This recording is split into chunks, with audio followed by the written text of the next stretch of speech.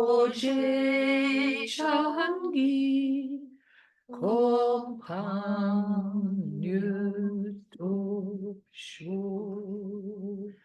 And let's do the 4 limitless contemplations. May all beings have happiness and create the causes of happiness. May they all be free from suffering and creating the causes of suffering. May they find that noble happiness which can never be tainted by suffering. May they attain universal impartial compassion, free of worldly bias towards friends and enemies.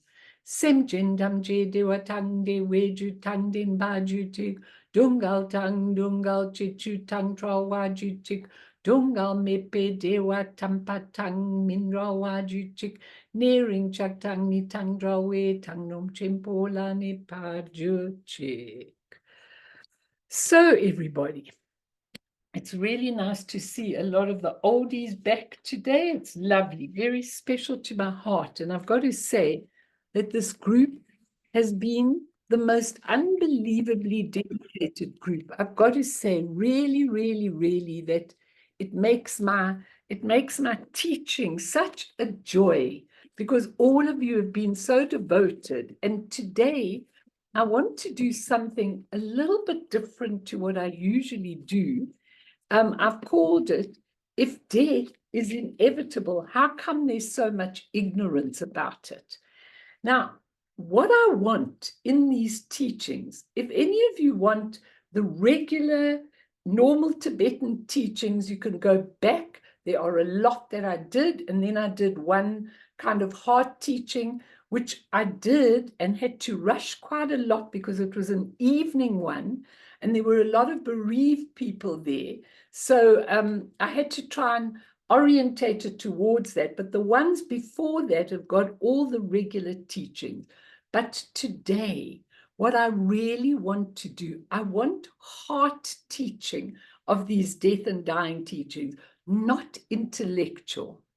For me, this is really, really important because when you're dying or when somebody else is dying, you really do not have time to look up in a book, you know, what am I going to do and where am I going to do it? You don't have time.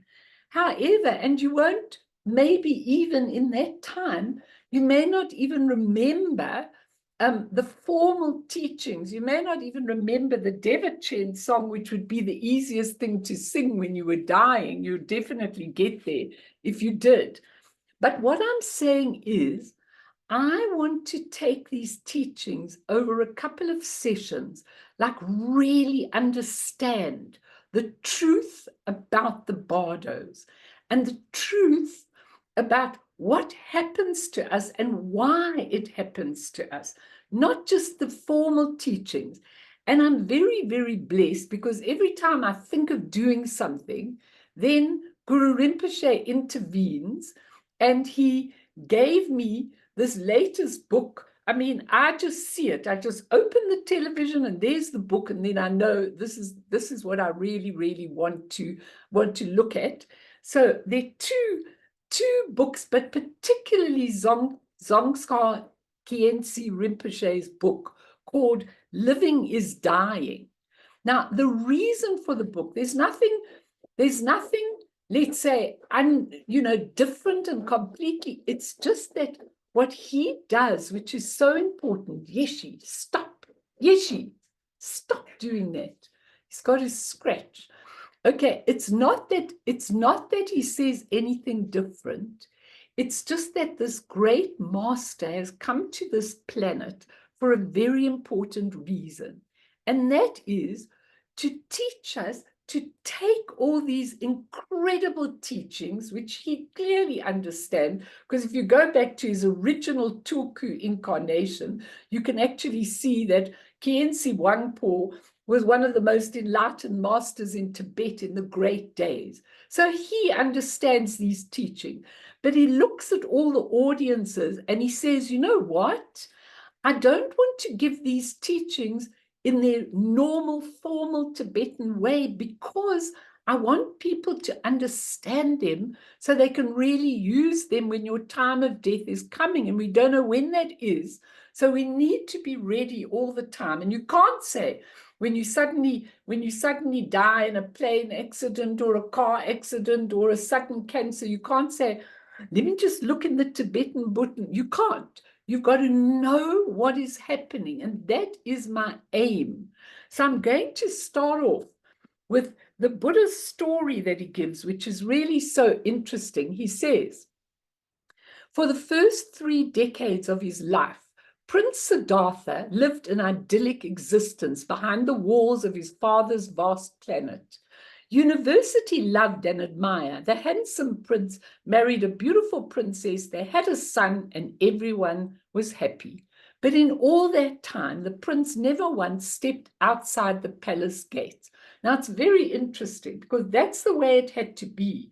Because if you look at a Buddha's pathway, it's actually defined. They're actually enlightened, but they're playing this role so that to teach us how to be. So they actually are already enlightened and don't need to be doing any of this, but that's what they teach us.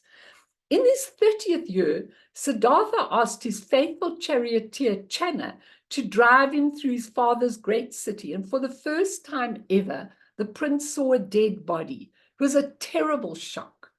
Will what happened to that man happen to me? He asked Channa, because he'd been kept in this protected environment. Will I die too? Yes, your majesty, replied Channa. Everyone dies, even princes.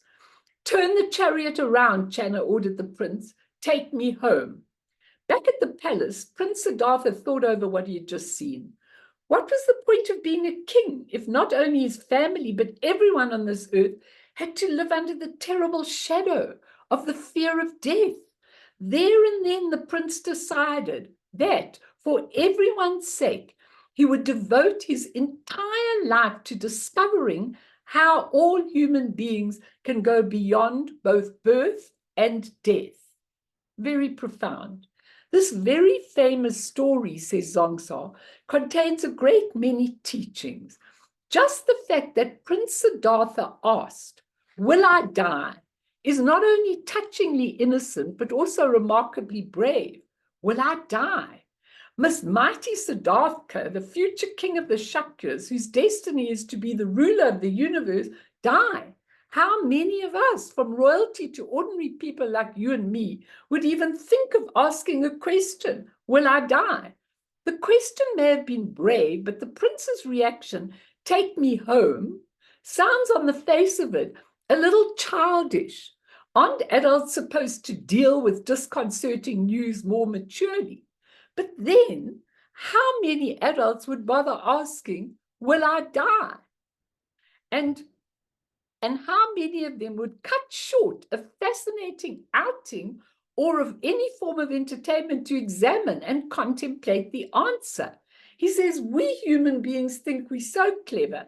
Look at all the systems and networks and letters and packages and bank accounts and watches and iPhones that we can keep in touch. We've developed systems for making sure that everybody's life runs smoothly, not in South Africa, but anyway, we've developed things to make it all run smoothly. Yet, even though we human beings have put lifetimes into organizing, designing, and structuring every aspect of our material world, how many of us have ever been curious or courageous enough to ask the question, will I die? Shouldn't we all try to contemplate the inevitability of our own death at least once this lifetime? Particularly as every single one of us will die, which itself is a crucially important piece of information, wouldn't it make sense for all of us to put a little effort into processing the inescapable fact of our own death? What will happen to everything when we die? And Buddhists believe that all the beings on this planet, human beings, are the most likely to ask, will I die? He says, can you imagine a parrot asking the question, should I eat my nuts and seeds tonight, or can I keep them for tomorrow because maybe in the night I'm going to die? He says, animals don't think like that. They certainly will never think about causes and conditions, okay? And in fact, according to the Buddha Dharma, not even the gods and celestial beings like to ask, will I die? Because the gods are far more interested in their beautiful porcelain dishes and their beauty and their everything. I can equate that to places, certain places on the earth plane, and they love gazing at the vast formations and everything else. But everything they're doing in their life is far more interesting than asking, will I die? I doubt such a thought would even enter their heads, he says. Human beings, on the other hand, have the capacity to wonder. Yet the inexorability of our own death rarely occurs to us. When do any of us think about death? While we're experiencing terrible suffering? No. In the midst of ecstatic happiness? Again, no. We are intelligent and aware, therefore enjoy the conditions that support the formulation of questions about death. Yet we put all our time and energy into shoring up the self-deception that we'll live forever, that death isn't coming. And so the catch is that we create a false sense of security and forget that both our own death and the deaths of all we know and love are inescapable. And it's interesting because now that I'm getting older and my husband's even 4 years older than me, I really look at that a lot. I think to myself often, you know, what will happen if he goes before me? What will happen if I go before him? But that's thinking about this. But the death and dying teachings, I think about every day. It is absolutely and totally impossible not to think about them all the time. And I've thought about them so deeply that I want to give you what I have learned from the time I went to India in the year 2013, what I really learned and how that applies to the death and dying teaching. And you can interrupt at any time. So Zhongsar says, death is a mystery. We have no idea what will happen when we die, yet we make all kinds of assumptions about it. Whatever we think, we don't know for sure. And it is the not knowing that terrifies us. We do not know, we do know, we simply cannot avoid death. And he says we should ask ourselves two questions, which are really, really important. First, how sure am I right now that I'm really here? How sure am I that I'm really here? Ask that question of yourself. Secondly, how sure am I that I'm really alive? How sure am I that I'm really alive? Are you sure you're alive? I'm not. Because if I look around the world, I think everybody's dead. Maybe we're just going to start living when we die. And he says these two questions, how sure am I right now that I'm really here? And how sure I am that I'm really alive? Poke holes in all our imputed beliefs. The more holes we poke, the sooner we wriggle free from all our conditioning. The way we see life when we poke holes. He says a huge chunk of fear will instantly dissolve once you've truly accepted that all that appears and exists is merely a learnt and fabricated illusion. All that we have learned is merely a learned and fabricated illusion. Now, this is such an important statement, okay? And I'm going to start as well with the story, one of Rachel Rearman's story, because I think her stories are really good because they're close to life, close to medicine, close to everything. And I think they give us a lot. And she says, without having Buddhist knowledge at that stage, for sure, it was right at the beginning of her career. She says, the denial of death is the most common way we all edit life. Despite the power of technology to reveal to us the nature of this world, death remains the ultimate unknown, impervious to the prodding finger of science. We might well ask if anything which cannot be addressed in scientific terms is really worthy of our attention. Yet most of the things that give life its depth, meaning, and value are impervious to science. Now, what she does when she's working in the Department of Oncology. Okay, so a lot of people die there. So what she does is she decides to go to the medical library and have a look at books on death. And guess what? In this vast array of medical knowledge, there are like, in those days, there are probably more now, there's like a tiny section on death. No doctors have talked about it. No one has said anything about death. There's a tiny section. And she says, wherever she went with contemporary, every library in every medical school in the United States was set up in the same way. And there just weren't books on death. They didn't talk about them.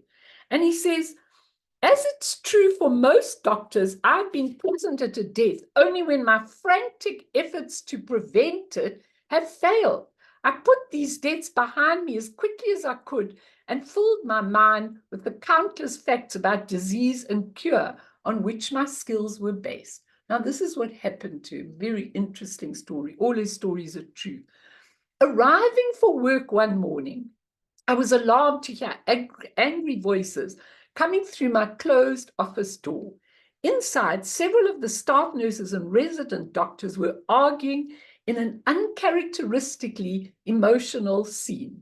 The subject of this angry interchange was one of the patients, a 5-year-old boy who was in the end stages of leukemia.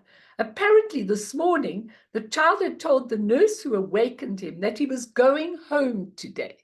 Help me pack my things, he demanded, pointing with excitement to his tiny suitcase in the closet. The nurse was horrified. Who could have promised this terribly sick little boy that he could go home when he had no platelets or white cells, when everyone knew he was so fragile he could bleed to death from the slightest injury? She asked the other nurses on her shift and previous shift, they told the child he might go home. No one had said a word to him. The outrageous nurses then accused the young doctors. The doctors were incensed that they'd callously promised such an impossible thing. And the discussion was grown more heated and was moved to the privacy of Dr. Rehrman's office. Could he go home by ambulance just for an hour? They asked me, unwilling to disappoint him and destroy his hope. It seemed too dangerous. Did anybody ask him who told him he could go home? I said, of course, no one had wanted to talk to him about that.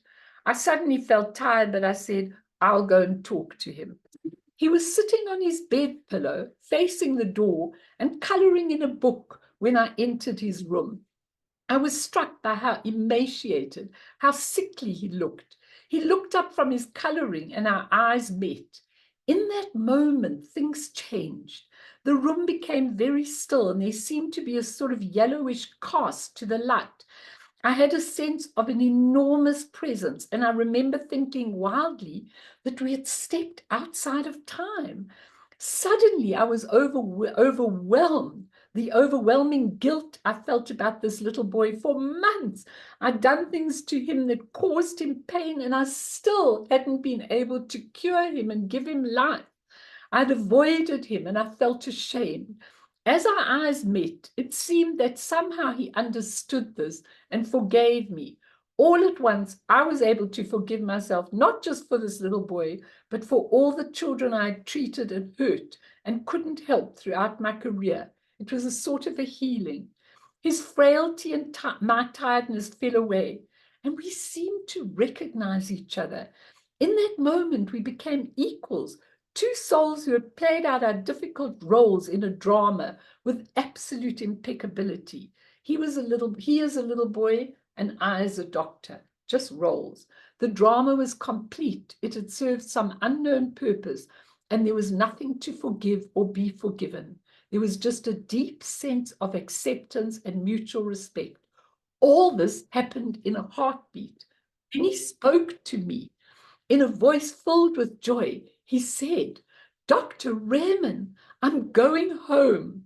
By now I was speechless. I mumbled something like, I'm so glad, and I backed out, closing the door behind me. I returned to my office very confused and shaken by the experience. What did he say? The staff demanded. I told them I hadn't asked.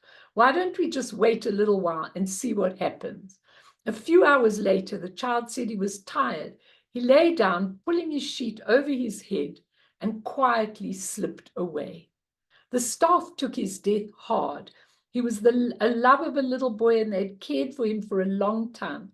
Yet many told me privately how relieved they were that he died before he discovered that someone had lied to him and he couldn't go home. Perception may require a certain openness. We see what our lives have made us ready to see. This child had known that he was going home in a much more profound sense than the staff was prepared to appreciate. At that time, I had no way to make sense of this experience either. So I did the comfortable thing. I forgot it. Now, I love that story because I'd like to start this talking on death and dying by saying, with the idea of going home. If we look at the word home, it's interesting because it has the universal mantra Om in the middle of home. And what does it mean? Going home is interpreted differently by different people. Maybe the original meaning of home was a familiar place where we feel comfortable. Although today I just see so many people who are not very comfortable in their homes. But when we think I'm going home, or you live overseas and I'm going home for a holiday, we think of the familiar place where, you know, which has to do with all our temporary dwellings and so on. And it means, and that's what we call going home. But when we start the dying process, we are going home in a true sense, nothing to do with any of the temporary dwellings, with any of the temporary dramas that we've actually had.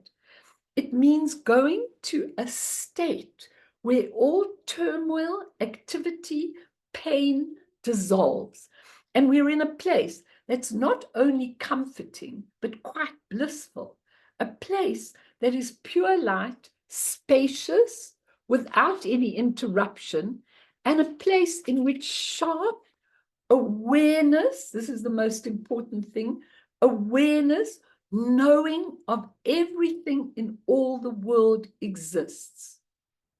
So let me just say that again, a place in which sharp awareness, knowing of everything in all the world exists. Why? Oh, why, I ask, have we forgotten about truly going home rather than the transient dramas of this temporary relative life where we're constantly planning, working out, seeking goals, attached to so many things we regard as mine? Why? When we can drop the striving and just be? Now, our attitude many times towards death, especially if it's happening with a young person, is that it's a tragedy. Is it? If you came here and you finished what you had to do very, very quickly, would that be a tragedy? No, you finished what you did in this temporary drama, and now you're going home. How would we see it as a tragedy? Now, in Chokyi Nyima Rinpoche, in the afterword from the Bardo guidebook, says, my mother Kunzang Deshin, of course, this is a Tibetan practitioner, passed away on April the 24th, 1991. Though she had suffered from the painful disease of pancreatic cancer for months, she never uttered one word of complaint. Asked to write a eulogy relating her life and death to the teachings expressed in this book, I feel this is best said in her own words. This was his mother's words. Now that my time to die has come, I have no attachments whatsoever. When I was young,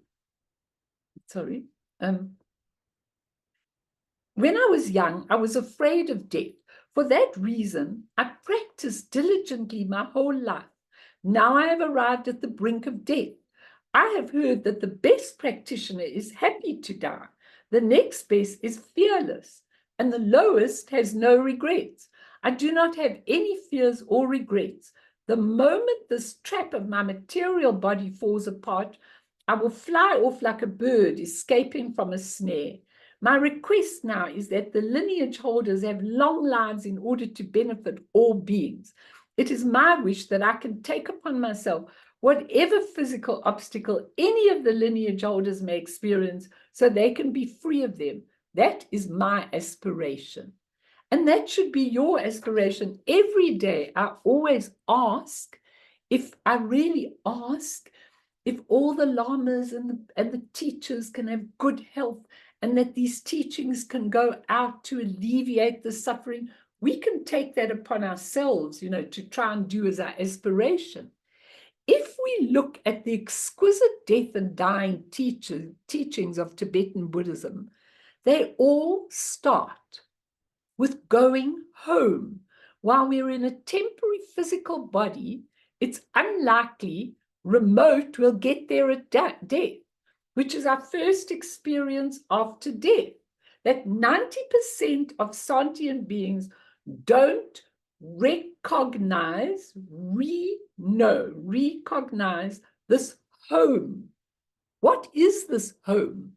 Okay, Dzongsa says, without having to do anything at all, the process we naturally go through as we die brings us face to face with what?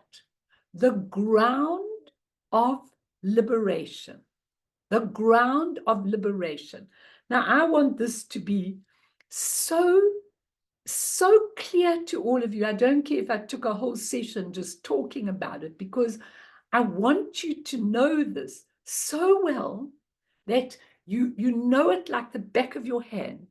Chogyam Trungpa says Khyentse, describe this ground as the basic goodness of a human being. He says, at the moment of death, mind separates from body. So important that you really know it.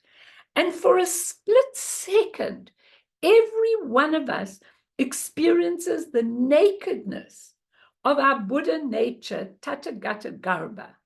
We will recognize it. If we do, we will be liberated straight away, which is really, really important.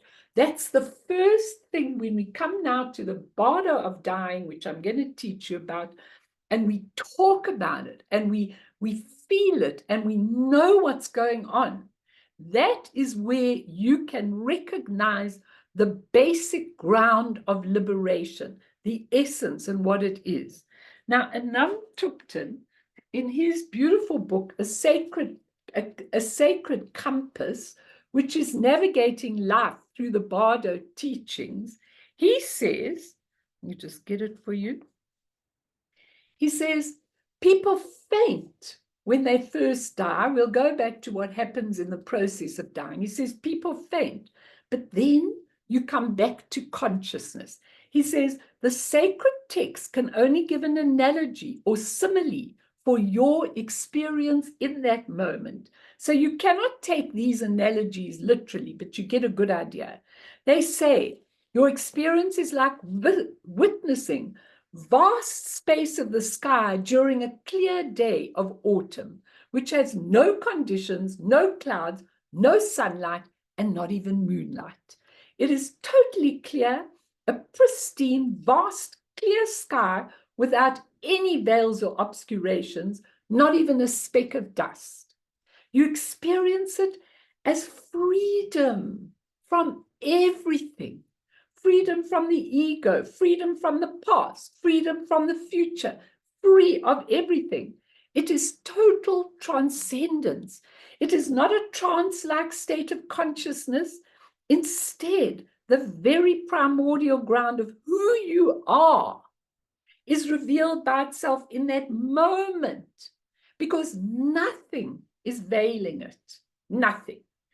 It is as if the universe presents everyone with a chance to remember who they are, right then, to remember who they are, to see their true nature, their original face, This is what is called in Tantric Buddhism the clear light of the primordial ground. In the Tibetan, it's called Z or Sel, O-D-S-E-L, O-D-G-S-A-L, Z or Sel, the unborn Dharmakaya awareness. Don't worry if you don't understand that. I'm going to explain everything in detail.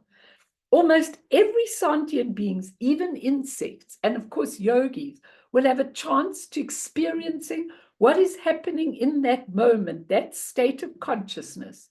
In the grand scheme of all things in the universe, there is a lot of good luck, and this is one example. It doesn't matter whether one's been a meditator or not. Everyone has a chance to experience that which pervades all beings, or Buddha nature, to use a Buddhist term. The reason it can occur, why can this occur at that time, is because all the conditioned states of mind, all the thoughts and experiences associated with hatred, desire, and ignorance have dissolved into the alaya, not the alaya consciousness where your imprint is. The alaya is the absolute space, the basic space. Not only that, alaya also dissolves for a while. In that moment, as a miraculous phenomena, everything that obscures your true nature, your primordial nature of mind is gone. When you finish dissolving, as we go through all the different states, it's all gone. So you've got nothing to stop you from recognizing who you are, your nature of mind, your ground essence. If you are able to recognize such a state of consciousness as the true nature of who you are, then you will be enlightened in that moment. And that will be the end of sorrow, the end of suffering. This is considered the most important part of the Bardo.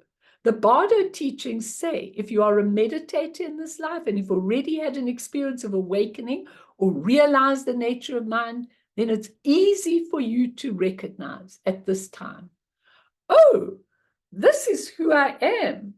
This is the nature of my mind. This is really who I am. With that recognition, liberation happens at that moment. I wish it really would happen at that moment. Just to tell you, and then you can ask me or comment, because I'm going to go on to my experience in 2013, what I experienced, because that is the way to really, truly understand these Bardo teachings, okay? But Guru Rinpoche, when he was departing, and he'd been with Yeshe Tsogyal all the time. Now he said, I have to go to the land of the Rakshasas, and I'm sorry I have to go. And she was crying, almost holding on to his garment. She didn't want to. Then he gave her this speech. And I've just taken the first 4 lines of the speech because I think it says everything I'm trying to say to you. He says like this, Kiema, which means listen, Yeshe Tsogyal, please listen. Padmasambhava, that's Guru Rinpoche, goes to the land of great bliss. I remain in the Dharmakaya, the deathless divinity. And he says it has nothing in common with the separation of body and mind at death of ordinary people,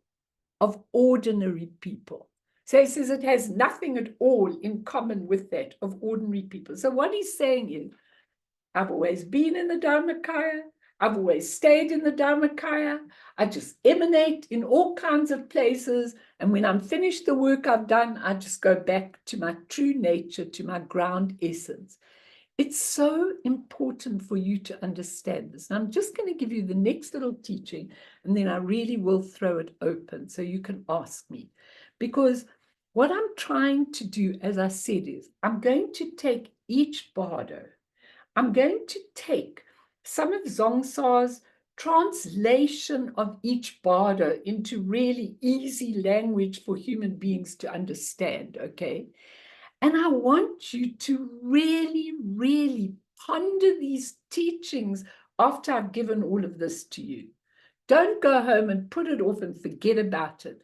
really, I want you to ponder it. So when you're sitting and doing a little bit of practice, you're pondering all of this because you need this. My aim, what I said to Guru Rinpoche this morning early, I said to him, my aim, I can look at him here or there or everywhere, my aim is to take these teachings and put them into people's hearts so that as you're dying, the only thing you have to do is you have to say to your family and the people that are holding on to you, guys, goodbye. I've said my goodbyes. I've told you I love you all. And now, please leave me alone. Okay? I need to do this death and dying. I've already given Joss instructions. I said, if I die before you, do not touch my body for at least a whole stack of hours.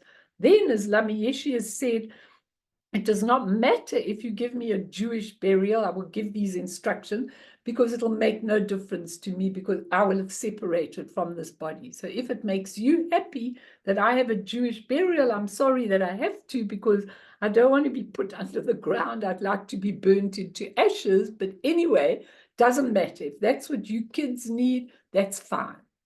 But when the time comes, the best maximum way is if you've got a lama, if you've got a teacher next to you to read and teach you as you're going along what's happening to you every hour.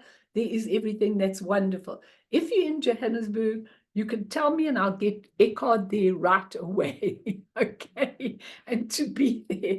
But it's not very likely that we will have a teacher by our sides when we die. So for me, I don't want you to be thinking, oh my God, what was this Bardo called? What is this Dhammatta called? What does it really mean? I don't want you to say that. I want you to do that now so that when you come to death, it's the back of your hand. You know exactly what's happening and you know how it is.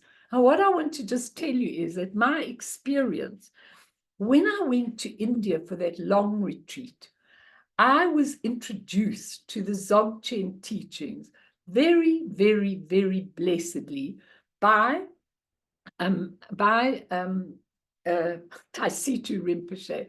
To think carefully what I'm saying. By Taisitu Rinpoche. Now, he actually gives himself out as a Mahamudra teacher. Well, I like that jumping over the ocean thing. And he said that Palpum, his monastery, is for all teachings. So when I asked him, first he said, you stabilize your mind, which I did for about 6 weeks. And then he introduced me. Now, if you ask me, what did I know? I mean, I only am beginning to understand what he introduced me to.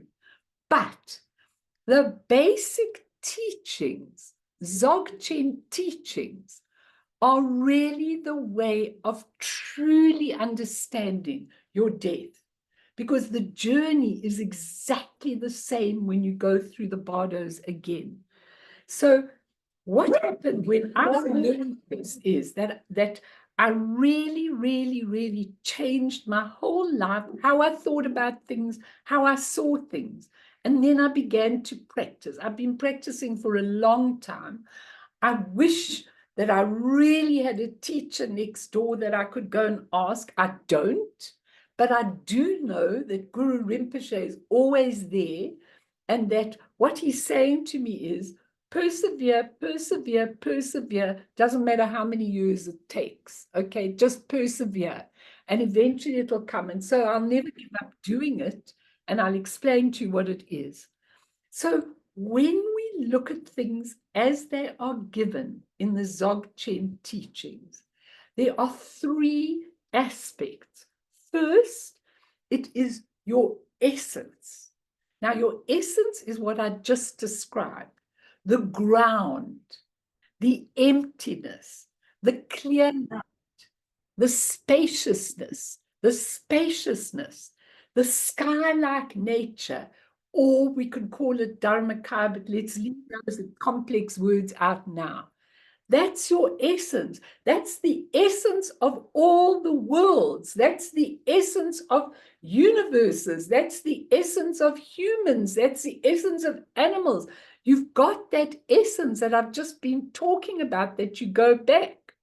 Now, that essence has got the second quality, and that's called the nature of the essence, the nature of the essence. And what is this nature? We can give it a whole lot of complicated things. But if we just look at the essence of the nature, it's called awareness, knowing, awareness, pulsating, and luminosity. Luminosity means the beautiful colors of the rainbow, the beautiful forms that come out of the colors of the rainbow. That is the nature, the second aspect of it. Now, what's very important to realize is that the essence is always creating. Religions called it God and made it into a person. It was never a person. It was an essence, the creative essence. It was emptiness. And out of that created the nature. And that nature was in its pure form, luminous awareness, knowing. Now, the difference between space, plain space, when you look at space, you can't see any awareness because space is space. It's just space.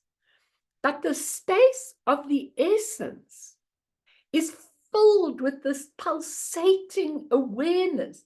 If you listen sometimes when you're alone, you'll hear the sound of the awareness. It's a sound that, like cicadas, you know, those that go underneath. That essence is pulsating with its nature. It's very important for you to understand this if you want to really understand the death and dying teaching. So it's pulsating with awareness and luminous colors, colors that you've never ever seen on the earth. Beautiful, vivid, absolutely clear colors of the rainbow. However, that's the nature. That's how it's supposed to be. Okay. But what we have to understand is that if we can't see the nature of the essence, then we pervert it into delusion. Because both of those come out of the essence. The pure and the impure both come out of the essence. You must understand that. So if you're seeing the world with negative perception, with angers, with poisons, with delusion, that also comes out of the essence. It's not the true nature, but it is what we can see. If you can't see the luminosity and the awareness, then you see the delusion and the perversion of that. And that's what most of us see. Now, those are the two aspects. Now we go to the third aspect. And the third aspect is called unlimited energy, unlimited compassion, unlimited manifestation. This is very profound teaching, and I just want you to understand this because then you'll really understand the death and dying teachings.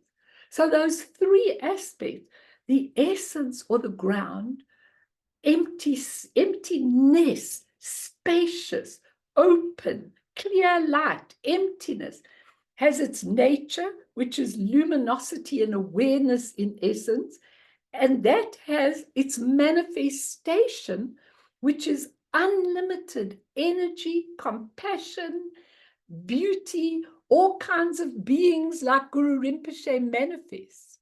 We can't manifest unlimited energy because we block the essence from moving into its real nature, from moving into it, because we're always looking at things occupied with negative emotions and all of that kind of thing. So we can't actually express that in the way that it needs.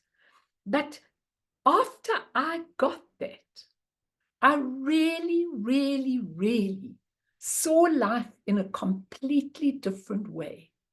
Because I said to myself, dear Guru, I said to Taisito Rinpoche, please can you tell me how I can learn to see the true nature, the true manifestation, not my perversion. And he gave it to me. And that's what I've been trying to do all the time. It's not an easy task. I'm sure it would be a lot easier if you had one of these masters next to you, guiding you and saying, you're doing it wrong, you're doing it right, and all of that. But the bottom line is that is what I had to do with my life. Now, if you look at this in the Tara text, of which Eckhart's the real expert of the Tara text, Bern, if you've got that prayer in Tara, I'll be very, very happy. But if you read it, I want all of you to read it and see what it says here. It says, thank you, Bern, prayer to the three kayas of the Guru. Now listen carefully, just the English we're interested in here. This is when you're talking to Guru Rinpoche in the beginning of the Tara Puja. You're talking to Guru Rinpoche. And this is just what I've explained now. So it says, Emaho, the birthless, no more birth, ceaseless, timeless nature, the Dharmata, you can call the essence the Dharmata, the spontaneously complete, action-free, no action, kaya of great bliss. Compassion, those are the three I've just talked about. Compassion, that is like space without any partiality. Read it with me. In the realm of the complication-free, no complications, Dharmadhatu, I pray to the Dharmakaya Guru. I pray to Udayana Padmasambhava. So what you're doing in that first part of the prayers, you are learning and acknowledging that essence of the Dharmakaya, which I've just spoken about. Then you go to the second one. Listen carefully. The Sugata's body, that's the Buddha's body, that possesses the five jhananas. The five jhananas, for those of you that were never at the teachings that I gave, most of you were, the five jhananas are the five wisdoms. So that is the true expression of the Dharmakaya, of body, speech, mind, qualities, and activity. That is the most beautiful thing, because everything in the expression has got five wisdoms and five qualities. It's got enlightened body, enlightened speech, enlightened mind. It's got all the qualities of generosity and wisdom and understanding and compassion, all the qualities in the activity. It's got all the enlightened activities. Now think, this is how we could be living, but we're not. Various particularities of compassion individually manifested in the realm of spontaneous great bliss. Spontaneous presence is what the essence expresses. I pray to the Sambhogakaya Guru. I pray to Udayana Padmasambhava. If you haven't got the Tara text, please ask Bern to send you this prayer, because it's really, really special to understand, because when I go on to the death and dying teaching, you'll really understand. So let's do the last one. With great compassion, appearing for the benefit of beings, accomplishing the benefit of beings with whatever means will subdue anyone. However you can go about helping to enlighten people. And that's what I feel so deeply in my heart. Whatever means will subdue anyone in the pure realm of the worlds of endurance. We are living in a world of endurance. When we understand these teachings, we're in the pure realm of the world of endurance. I pray to the Nirmanakaya Guru of the past, present, and future. I pray to the Uddiyana Padmasambhava. Now that prayer explains it perfectly. Please get it and read it on your own in your own time. And remember that it explains the essence, how the real true nature is expressed at a level not here, but at a level higher with all those 5 qualities and 5 wisdoms. And then how it manifests in lower realms to try and help all the people that there are. It manifests in those realms. So Bern, if anybody hasn't got the Tara text and would like to read that, you're welcome to get it. And understanding all this then explains perfectly the death process. And without looking at text on the teaching, we begin to understand that the 3 death bardos is to go through these 3. First, the Dharmakaya essence, then the nature, Sambhokakaya, luminosity and awareness, then the unlimited expression of compassion, the Nirmanakaya. When you understand this, you know, because when we not only understand this, but feel it, experience it, and then realize it, then we can fully relate to death and dying.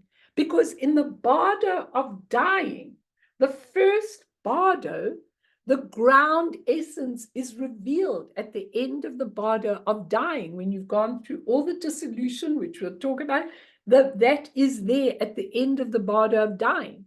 Second, the nature, luminosity, and awareness, our wisdoms are revealed in the next bardo, which is the true nature of the essence is revealed to us in the second bardo called the bardo of Dharmata.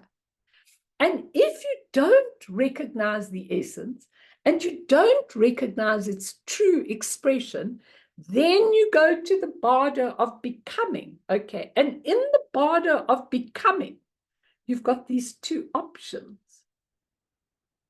You can still either go for the purity and ask to go to a pure land, we'll talk about all of that, or you can get sucked into the delusion once again and leave. Remember, in the bardo of becoming, every 7 days you go through, like what is a death? And days, we can't analyze what days are because they can be long period, short period. As Zongsa says, maybe you spend months in the bardo, maybe you spend years. It's called 49 days, but who knows what 49 days? I suppose it depends what you need. But if you understand these 3, then you're on your way. And what does the word bardo mean? And then I'll stop, promise.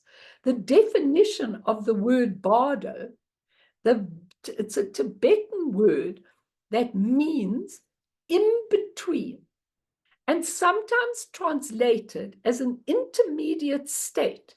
So a bardo is what lies between 2 illusory boundaries. Why illusory? Because actually, even the bardo of life, which goes from birth to death, actually those are 2 illusory boundaries. When you go in the bardo of dying, those are 2 illusory boundaries just for us to understand. So let me throw it open and then we'll do a little meditation. But I want you to please understand this, because if you understand what I was introduced to, then you start to get an idea of what am I doing. So when I'm dying and everything's dissolving, I really need to be aware of the ground essence. I need to. Then I'm free.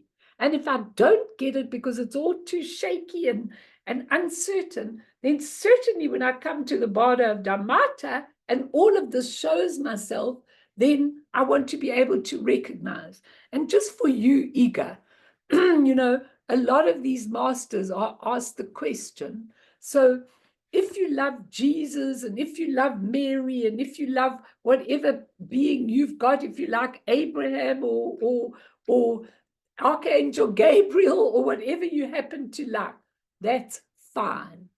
Okay, because that's what you'll see as your essence.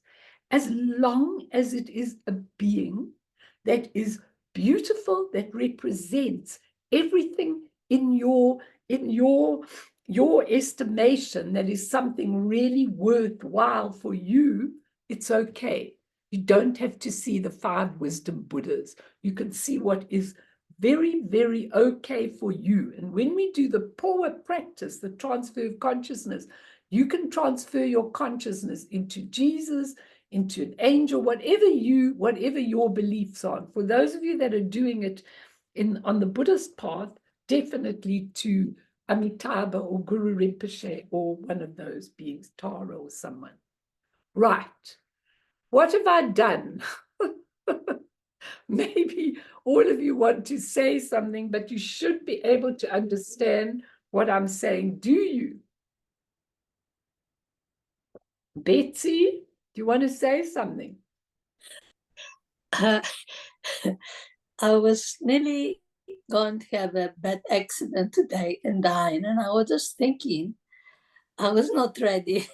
And then, here you are, you're talking about this, and, I was just like, wow. And you should be ready. You who've got the teachings and everything, we have got to be ready if it happens after this group.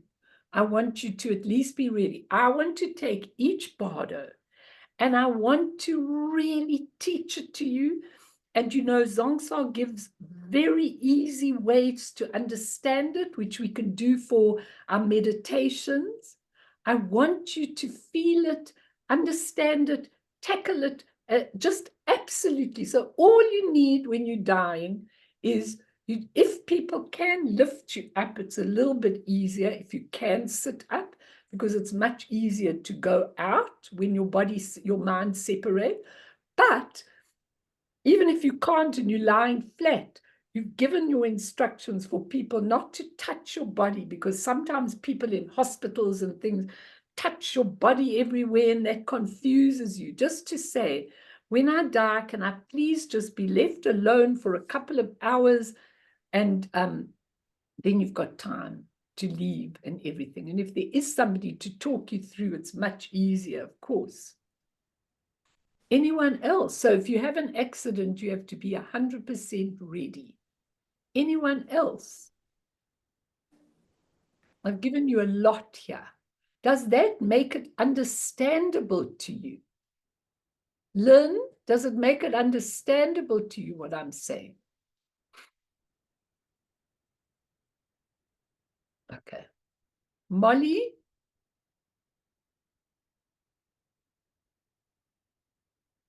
Mans, all of you, I want to hear, does it make it understandable for you? Kim, you nodding your head. Patricia, good. Mimi, please. Yeah, I understand it all. But if you want to donate organs, then you can't, then you have to be touched immediately. Yeah. Unfortunately, but you know what? If you want to donate organs, I know there are lots of stories about it, whether you do or not. But I think that if you want to donate organs and you are absolutely altruistic in your wanting people to have your organs, if you suddenly have to die, I think that as long as you are fully prepared, it'll make no difference. Because I asked Namayeshi Rinpoche, my kids said to me, you know what, Ma? So-and-so's mother died and she wanted to be cremated and we hate it. And according to Jewish law, you're not supposed to be cremated, and we hate it. And nobody went to the cremation of these particular friends, and they never finished off the death and dying. And I went straight to Lama Yeshe after that. And I said to him, I really want to know about this, because I can tell you that my children are not at all happy about me being cremated. And I really do. I don't want my body to take up space in a cemetery. But he said, your most important thing is your motivation. Okay. For me, if you've had a lifetime with children who follow a particular path, there is no point in upsetting them and making it really difficult for them.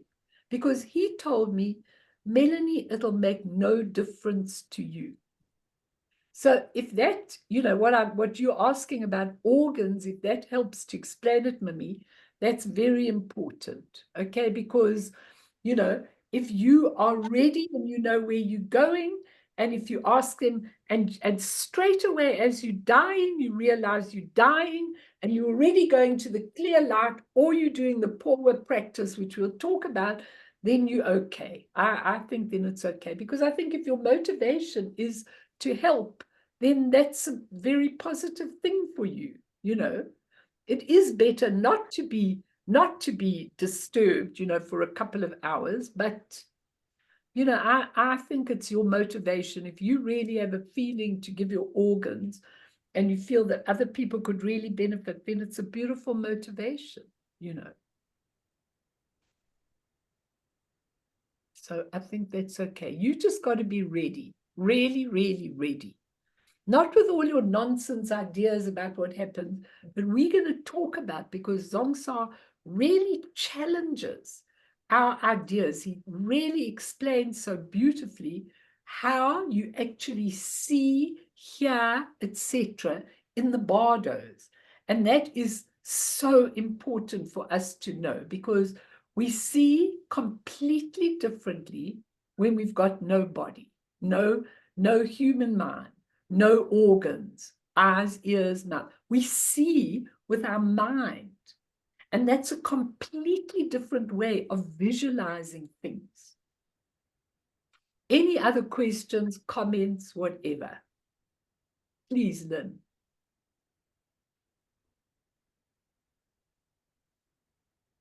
You unmute. Yes, There, there we are. unmuted.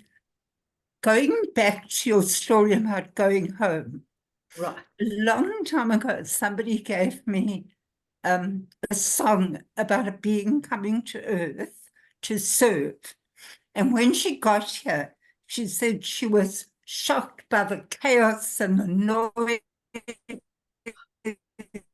and all the terrible things that happened. But on the other side, she loves the beauty of the quiet desert night. Have you heard this song? It's absolutely amazing. And she just wanted to go home.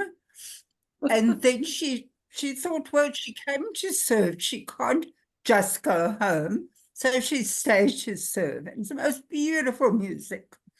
When my mom died, Yeah. I hadn't come back to Buddhism yet. And I lit candles. And I just saw her going back home. Wonderful. I mean, I kept thinking, did I hear it because I wanted to see it? But it was just so vivid and so incredible that I knew she was at peace and she'd just gone back home. So It beautiful. was really incredible. And when people are really ready, it's beautiful to watch their deaths. You know, when they're petrified, it's terrible to watch their deaths. And when they're petrified and they're holding on for dear life and they don't, because really when everything starts dissolving, you're seeing in a completely different way. And so for a lot of people who've not familiarized themselves, I mean, I said to Joss, my husband, this morning, now listen, I'm going to do these teachings in the morning group, and I'm going to ask you to listen to them afterwards. Do you promise? He said, no, I don't. He said, no, I don't. I might and I might not. I'll see. I might listen to a bit and then see if I like them. I said, just listen, because I'm going to put it into words that you'll be able to understand. And I want you, getting older, I want you to be ready if you have to go. Okay. But lots of people don't want. They don't want. They think it's just Buddhist stuff. It's not at all. And that's what I like about Zongsa. It does. The Buddhists have written about it, but, you know, it's for everybody. Everybody has to die. And that's what's so beautiful. So I think your song, you'll have to play for us during this series sometime. I will. That'll be beautiful. We can do a meditation to it. Anyone else? Eid, is this strange for you?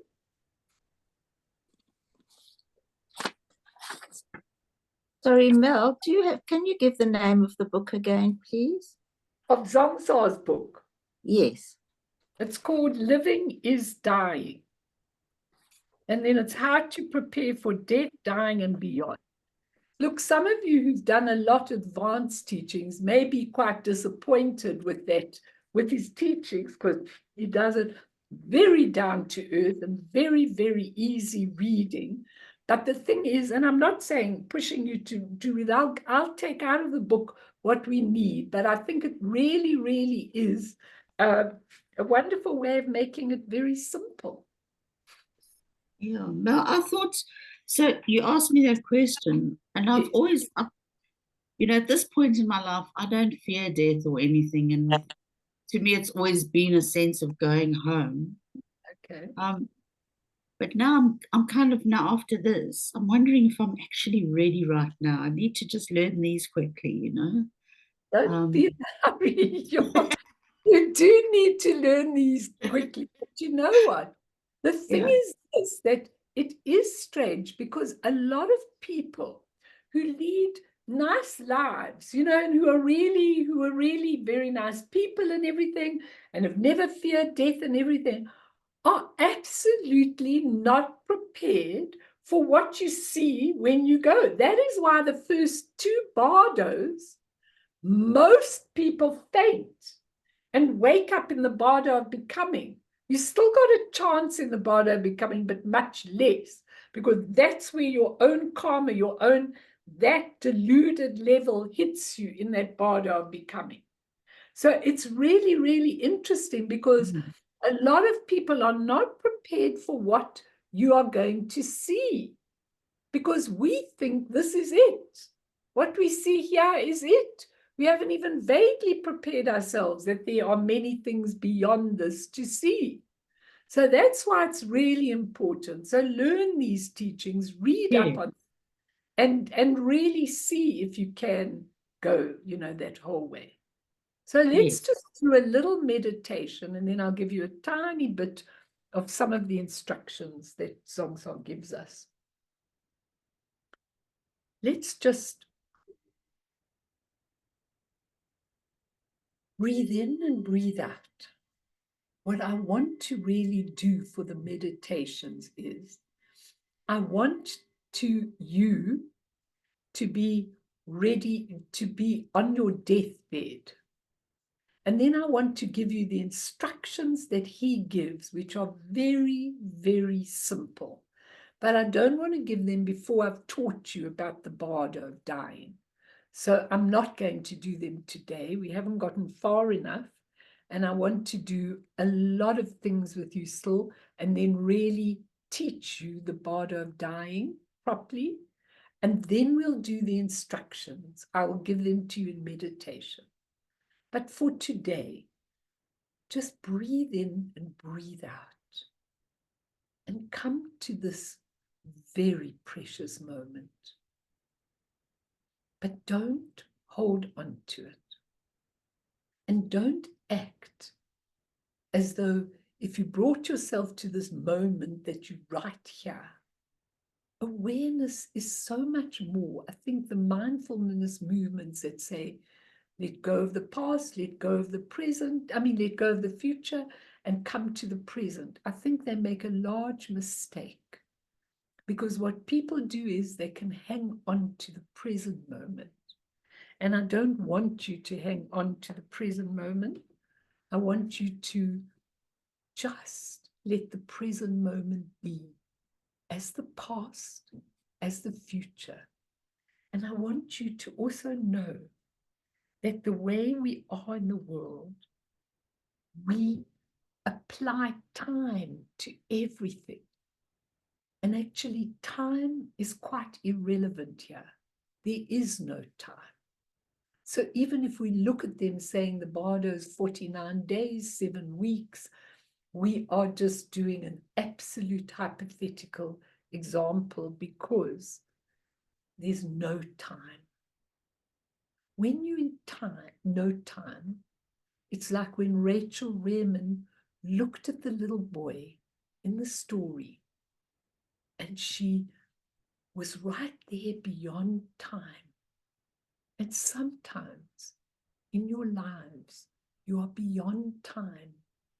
You make a connection with something or someone that is beyond our everyday perception. It's open, it's spacious, and most of all, it is totally non-judgmental.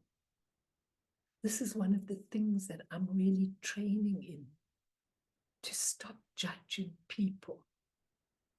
When you see people, to try and open yourself to see where they're coming from, how they operate, what they have, which is totally different to you, and to really relate to it.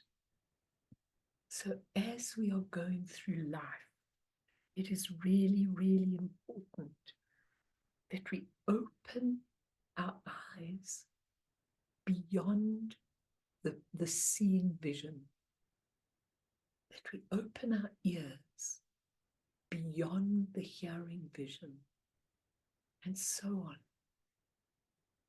When you listen, you will find that deep sound, Dhammata. And I want you just for a moment to just listen to that inner sound. It's like a buzzing.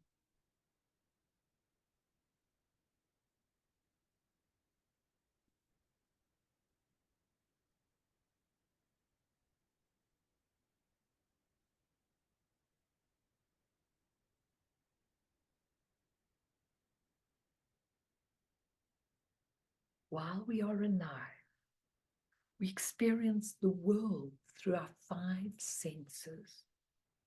You hear a piece of music with your ears and see a beautiful view with your eyes.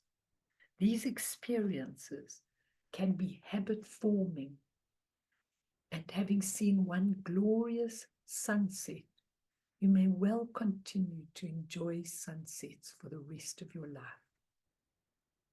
But what we begin to understand is that our 5 senses rely on the elements that make up the human body.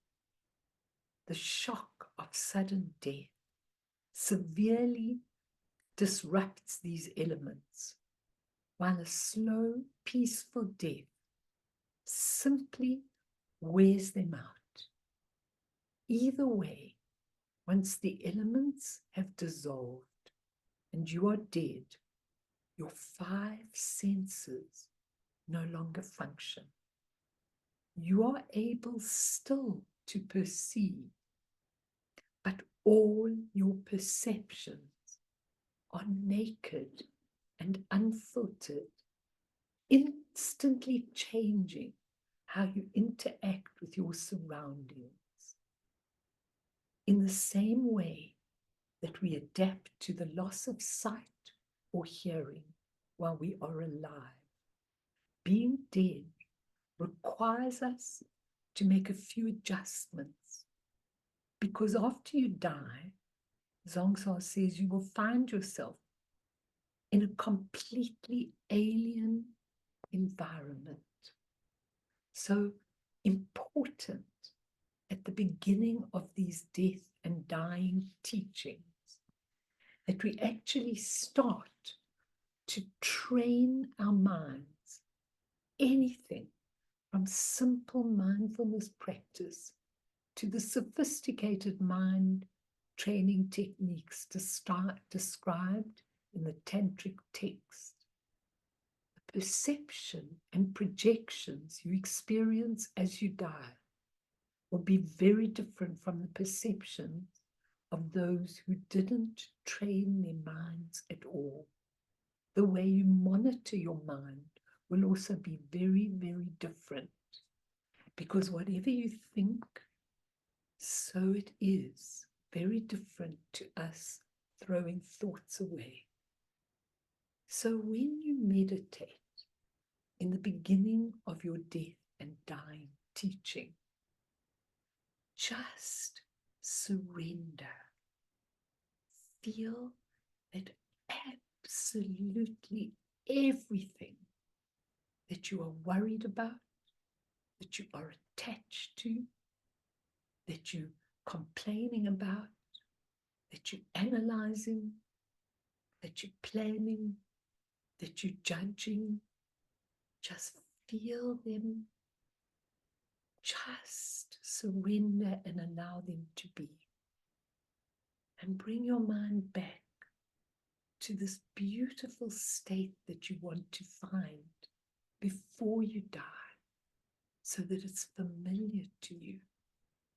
So the beginning of the training is to let everything, from thoughts and feelings and everything, to let it all be, and bring the mind back to spaciousness, to its essence, wide open of possibility. Just allow everything to be and feel totally serene in your beautiful, spacious environment. Train the mind not to attach. Train the mind to see everything in your life as temporary, transient, impermanent drama. And when you come to the portal of death, it is absolutely vital that you're not even attached to a piece of cotton in your sewing box.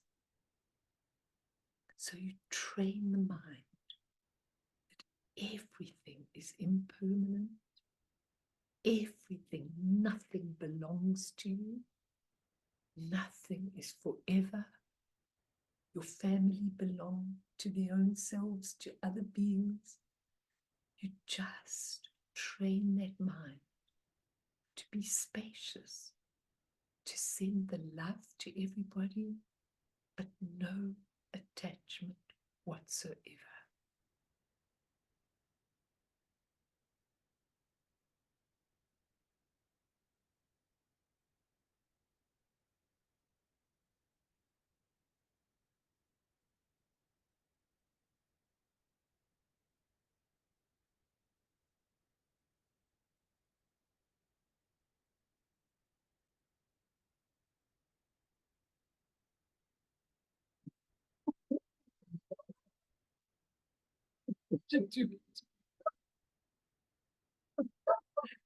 Oh, Jeff, we've got workmen in our house. So what can you do? He's trying to protect me. You know, it's really interesting when you start to see the real nature, because you really, really start to see that real nature is the most beautiful colors. The first time I saw the colors, they were so vivid that I jumped out of my seat. You know, that's how vivid they are. When I was in India, I kept going, who am I going to tell this to? Who will understand this? How will I explain this? It's so beautiful when you start seeing. And that's what you've got to all be aware of, that actually the awareness that I was talking about, the awareness, I think I told this group or the other group, the awareness is called Vajra chains. And the awareness are these little curly things that start off as black and then they become gold, and you see them in millions. If you go like this with your eyes, you actually can see those Vajra chains. They're like these curly little squiggly things, and eventually they become golden. That's your awareness when you see it coming out. And you must start three-quarter closing your eyes and seeing if you see those little twigs of awareness, because it's really, really interesting. I see that all the time. I thought there was something wrong with my eyes. If you see it all the time, Gail, wondrous. Now, I just see little shiny squiggles all the time, and I thought maybe I'm going blind. that's your awareness. Now, when you start, that's how it starts. When Dicey used to train me, I would go and sit on the top of the mountain and I would see these squiggly things in the sky, lots of squiggly things. And then you've got to let them develop. They start developing because eventually they get the shapes and the bindus with their colored rings and then the deities start forming and everything starts forming out of this awareness, because awareness is the basic thing. I got a text from somebody this morning to say, what did he say? Melanie, is Rigpa the clear light?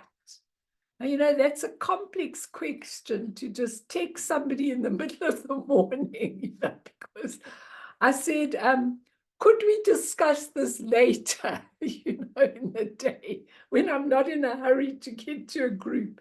Because what is Rigpa? Rigpa is pristine awareness. And Rigpa is in all three facets, the essence, the nature, and the pure manifestation.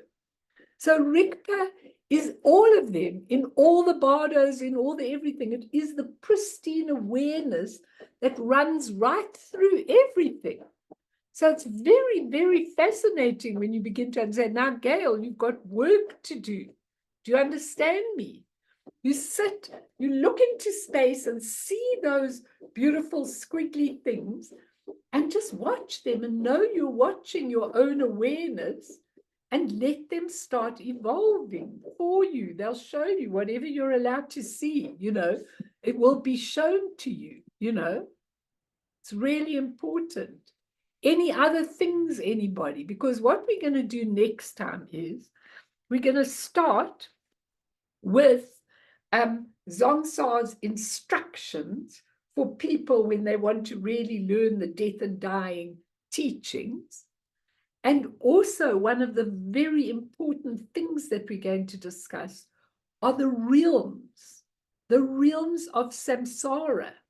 Because when we're doing this teaching, what we've got to understand is that the realms, the 6 realms of samsara and all the other realms are formed by your mind. So if you find that you're a jealous person a lot of the time, or you're an angry person a lot of the time, or you're a proud person, you've got pride, you don't let people do anything to you. If you become aware, now's the time to work on those, because if those become really heavy in your alaya consciousness, in your substrate consciousness, they will definitely take you into a realm where all the beings are proud, where you have to learn your lessons, or a hell realm where all the beings are angry. So I really want to talk about this as well. I sort of, originally when I said I'd do this teaching, I thought I'd do one session and just go through things. Then I realized as I was preparing the stuff that it was really important that as a group, I could only do it with this Monday morning group, that we really go through these Bardo teachings until you know them backwards, forwards, sideways, in other language, in other ways. Eckhard, my darling Eckhard, do you want to say something before we end today? He's got great wisdom. Thanks, Mel. Sorry, I have to go. Thank you. Go on. Ek, do you want to say anything? Eckhart, you need to unmute yourself. We can't hear you. You've got to unmute, Eckhart.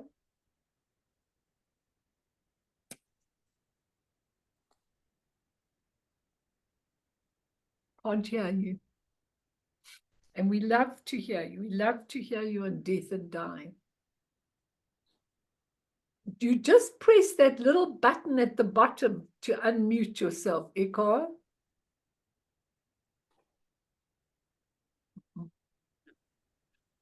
Okay, and Karen, maybe, oh, there we are. Right, we can hear you. No, we can't. No, we can't. I thought I heard your voice. You got to unmute, Eckhart. Mel, can I just say something really for Gail about Please. the Vajra the chains, I mean, they're there for all of us. They're waiting for us. And Absolutely. then when we have them, they don't leave. I mean, they're there. They all the want to- time. Yeah. So Yeah. then you have to like let go of everything so that they disappear. Really? Um, Did you find that? I didn't. Yes, in the Dzogchen teachings, you have to become careless. I'm talking Dzogchen. Okay. Okay. So, and that's when Trekchok comes in. When you get clear light, yeah. Okay, the Yeah. clear light. Yes, so that's what happens. I'm talking or with me or how I was taught is because the chains were there and they just didn't go. So I know I mean, what so no, that's just what you're saying, because you know what, my training was really in the nature. But of course, you know, a lot of these masters never go to the nature before they've mastered the clear light and the essence and everything else. But I think that it is a lot, because I think for us, it's really quite difficult to get to that trekcho, that clear light. Therefore, if you do see the awareness, which follows right in, I think it does develop. But yeah, I understand if you're doing the trekcho, you've got to get rid of the chain. You don't have to get rid of them. They're there anyway, but you need to focus rather on the clear light, right? That's what I'm trying to say. Yeah, I don't have it with words. Yes, because they just don't leave. Because like now you've mentioned it. Now that you've mentioned it, I think everybody here is going to see it or look for it. Wonderful. It's yes. okay because it's awareness, you know, and I think sometimes Yeah. when you actually start to see how it manifests, how the nature manifests, then you can take time to come back to the clear light or the essence, which is really important, you know. So think about that. But I know what you're saying, and I know what your instruction is saying. But the thing is that I love the Vajra chains around me because they remind me all the time to be aware, you know, and to really be aware of how it's expressing itself, the essence. So well, by being aware, that is what I mean, is by being careless at the Dzogchen level of letting go. Because yeah, well, I think that when you have the awareness, I just have a differing point of view, but I think when you have the awareness, I agree with you. The Vajra chains are not something I follow now because it's developed much beyond that, you know. But I think that when you've got those Vajra chains in the beginning, it is lovely to see that awareness has an expression. It motivated me to know what that was, you know. So anyway. Now, I agree with what you're saying completely. And I know if you're learning the trekcho and getting instruction in the trekcho, you can't concentrate on that. But a lot of us need to concentrate on the expression because it's really difficult to get to that clear light. But someone like Namkha Norbu wouldn't go and do any of the expression until he'd attained, you know, and until he'd attained that clear light. So, you know, I suppose it's just looking at it. Sorry, Eckhard, you wanted to say something? We still can't hear you. You have to unmute. You can't.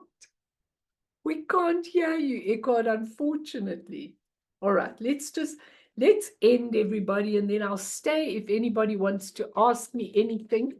Just let's end with dedicating it to all sentient beings. And for me, the special prayer that I always make is, when people have died under terror organization and in landslides like in New Guinea and in earthquakes and in building collapses and by terrorist hands where they've really been in a terrible traumatic death. So I always like to say that for those, and I say a special prayer every day, I say, may all of those, and of course everybody else as well, but may all of those just realize that everything they've been through is a temporary, transient drama, and that they have a chance to wake up fresh and awake without any of the trauma of that, if they really can go beyond the trauma. And that's really one of the dedication and sharing of merit that I really want to say today. And for all sentient beings, through this merit, may we achieve all-seeing Buddhahood, and thereafter, once all harmful enemies have been defeated, may all beings be liberated from the ocean of existence, stirred by the waves of birth, old age, sickness, and death. Sonam die tamche zipane, togne ne dranam tamshene, degana zibalap tropaye, sipe sole doma dro warsho. So let's get that off.